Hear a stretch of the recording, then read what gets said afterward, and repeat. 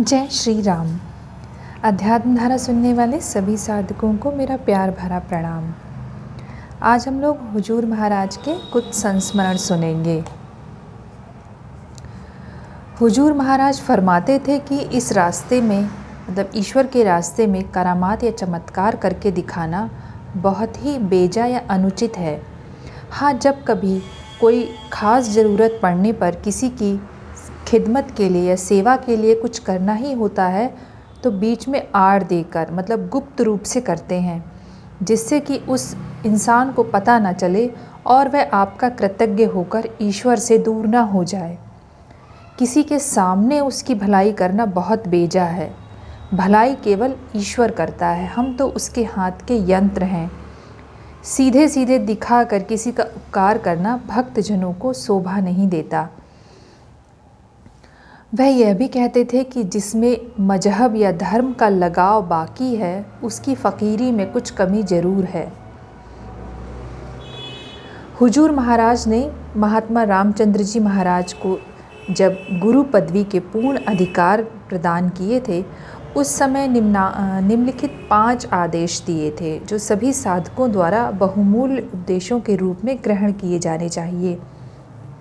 पहला है कि मखदूम या स्वामी बनने से हमेशा बचना चाहिए व दूर रहना चाहिए। दूसरा है खादिम या सेवक बनकर दूसरों की खिदमत या सेवा करना चाहिए। तीसरा है कभी ऐसा वायदा किसी से न करना कि इतने समय में यहाँ तक सिखा दूंगा व अनुभव करा दूंगा। चौथा, सेवा बिना स्वार्थ के करने की नीयत रखना। पांचवा, किसी से कोई दावा ना करना, क्योंकि यह सब बातें अहंकार की हैं।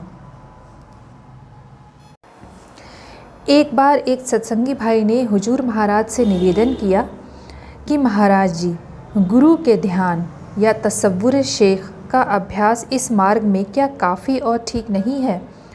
हुजूर महाराज ने उत्तर दिया, भाई, ठीक होने को तो ठीक बात है ही, और इसमें संदेह नहीं कि जितना प्रेम व विश्वास सतगुरु में होगा उतनी ही उनकी गुप्त सहायता शिष्य की आत्मिक उन्नति तथा आंतरिक चढ़ाई में प्राप्त होती रहेगी। साधारण तौर पर आंतरिक साधना 3 प्रकार की होती है।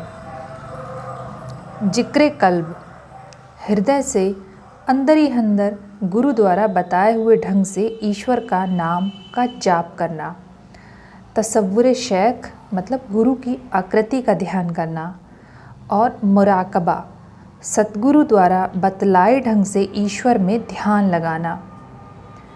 आंतरिक अभ्यास की ये तीनों साधनाएं अपने सतगुरु से पूछ कर ही की जानी चाहिए। हुजूर महाराज ने फरमाया कि मुख्य रूप से जिक्र कल्ब का अभ्यास करना चाहिए, मतलब हृदय से अंदर ही अंदर जो गुरु ने आपको ईश्वर के नाम का जाप बताया है वो करना चाहिए। बाकी दोनों तरीके तसव्वुर शेख तथा मुराकबा भी संग संग लिए रहने से असल अभ्यास में बड़ी मदद मिलती है। जब जिक्र कल्ब में मन रमने लगे तो बीच बीच में गुरु के ध्यान का आवाहन बड़े प्रेम से करते रहना चाहिए, ताकि जो आत्मिक चैतन्य शक्ति गुरु के हृदय में पूर्ण रूप से प्रकाशमान हो रही है उसका बिजली नुमा प्रभाव अपने हृदय को जगमगा दे या प्रकाशित कर दे और प्रभु प्रेम का जज्बा हमारे हृदय में बराबर भड़कता व उमड़ता रहे। जब गुरु के ध्यान व गुरु की तवज्जो की सहायता से हृदय जागृत हो जाएगा और आत्मिक जज्बात पैदा होने लगेंगे, तब सचमुच वह गुरु व परमात्मा के प्रेम का आनंद अनुभव करने लगेंगे। इससे पहले जो प्रेम था वह केवल मानसिक तथा भावना तुल्य था। अब हृदय से चैतन्य शक्ति फूट व उमड़ पड़ेगी और वह प्रेम व लगन जज्ब ब्रह्मलीनता में परिणीत हो जाएगी।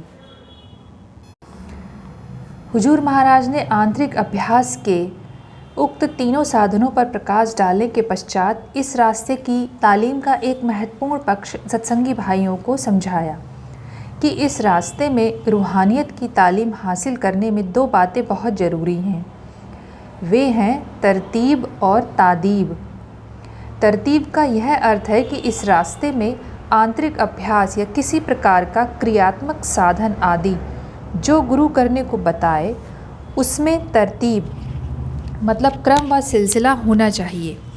कभी कभी यह देखा जाता है कि जिस क्रम या नियम से कोई अभ्यास या साधना करने के लिए गुरु आदेश देता है, शिष्य उसे छोड़कर या उससे जी चुराकर बिना समझे बूझे आगे वाली किसी क्रिया या साधना को बिना नियम अथवा क्रम के करने लगता है, जिससे उसे फ़ायदा होने की बजाय नुकसान ही होता है। दूसरी बात जिसकी ओर विशेष ध्यान देना चाहिए वह है तादीब। तादीब शब्द निकला है मूल शब्द अदब से। अदब का एक शाब्दिक अर्थ होता है हर चीज़ की हद पर निगाह रखना, यानी निर्धारित सीमा से कभी आगे न बढ़ना। कभी कभी यह देखा गया है कि कोई शिष्य गुरु द्वारा बताए हुए अभ्यास, साधना या कोई भी अमल, क्रिया हद के बाहर यहाँ तक करने लग जाते हैं कि इस रास्ते की तालीम की अन्य ज़रूरी बातें या व्यावहारिक जीवन की आवश्यक बातें, जिनका उचित ध्यान रखना शिष्य के लिए ज़रूरी होता है, वह भूल जाते हैं और उनमें एक खफ्ती या मजजूब की सी हालत पैदा होने लगती है, जो इस रास्ते के अनुयायियों के लिए बहुत ही हानिकारक होती है। इसलिए इस मार्ग के अभ्यासियों को रूहानियत की तालीम हासिल करने में तरतीब और तादीब, इन दोनों बातों का ध्यान रखना निहायत ज़रूरी है।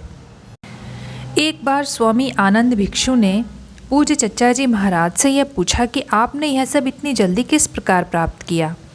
उनके पूछने का आशय यह था कि आप इस ऊंची आध्यात्मिक स्थिति पर इतनी जल्दी कैसे पहुंच गए। चच्चा जी महाराज ने आंखों में आंसू डबडबाते हुए फरमाया, स्वामी जी, इस पतित अति मूर्ख आसीपुर आसी मतलब पापी दर पापी में कोई भी तो योग्यता ऐसी न थी और ना है कि यह कुछ भी प्राप्त कर सकता। सच तो यह है कि सब कुछ मेरे सर्वस्व मालिक गुरु महाराज की दया कृपा और उनके कदमों की बरकत से है। इस सेवक को एक समय यह गुरु मंत्र हुजूर महाराज से मिल गया था कि या तो किसी को कर ले या किसी का हो रहे। आशा है इसी से बेड़ा पार हो जाएगा। तो ये थे कुछ हुजूर महाराज के संस्मरण। उम्मीद है कि आप लोग इससे बहुत कुछ सीखेंगे और अपने जीवन में उतारेंगे। तो अगली बार हम लोग फिर मिलेंगे। नमस्कार।